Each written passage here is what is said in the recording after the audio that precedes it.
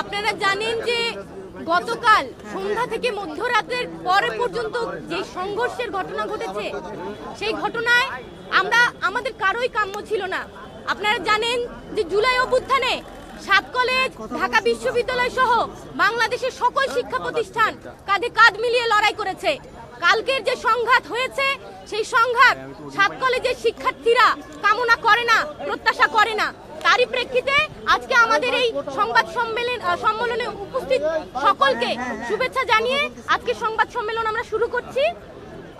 আমি পড়ছি press release. আমাদের 6 দফা দাবি সমূহ গতকাল 6/1/2025 সন্ধ্যা থেকে মধ্যরাত পর্যন্ত নিউ মার্কেট এলাকায় সংঘর্ষের প্রেক্ষিতে 7 কলেজ শিক্ষার্থীদের সংবাদ সম্মেলন। আমাদের দাবি সমূহ: 250-টিরও বেশি ডিজাইন অপশন নিয়ে ওয়ালটন স্মার্ট ফ্রিজ, বোঝে আপনার প্রয়োজন। 1.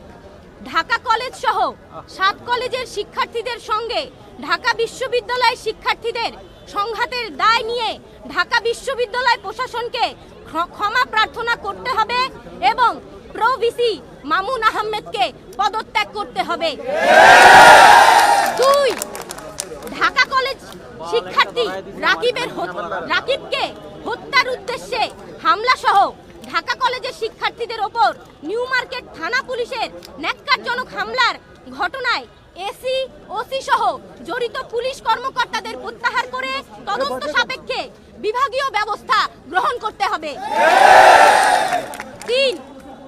ঢাকা বিশ্ববিদ্যালয় যে সকল শিক্ষার্থী কর্তৃক ইডেন কলেজ ও বদরুন্নেসা কলেজ সহ 7 কলেজের নারী শিক্ষার্থীদের সম্পর্কে কুরুচিপূর্ণ মন্তব্য ও অশালীন অঙ্গভঙ্গির সঙ্গে জড়িতদের বিচারের আওতায় আনতে হবে।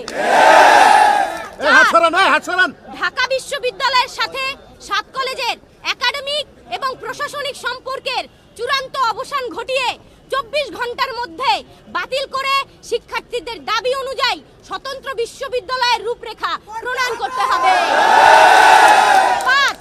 উদ্বুদ্ধ পরিস্থিতি সমাধানের জন্য প্রধান উপদেষ্টা, শিক্ষার্থী উপদেষ্টা নাহিদ ইসলাম, ইউজিসির সদস্য এবং ঢাবির ভিসির সমন্বয়ে 7 কলেজের শিক্ষার্থীদের প্রতিনিধি টিমের সাথে তাৎক্ষণিক উচ্চ পর্যায়ের মিটিং এর মাধ্যমে এই ঘটনার সমাধান করতে হবে। 6. ঢাকা বিশ্ববিদ্যালয়ের সংশ্লিষ্ট এরিয়াতে সিটি কর্পোরেশনের জনসাধারণের জন্য উন্মুক্ত করে দিতে হবে। আপনারা জানেন 7 কলেজ 2017 সালের পর থেকে অধিভুক্ত হওয়ার পর থেকে 7 কলেজের শিক্ষার্থীরা বারে রাস্তায় নেমেছে, বলেছে আমাদের সংকট নিরসন করেন।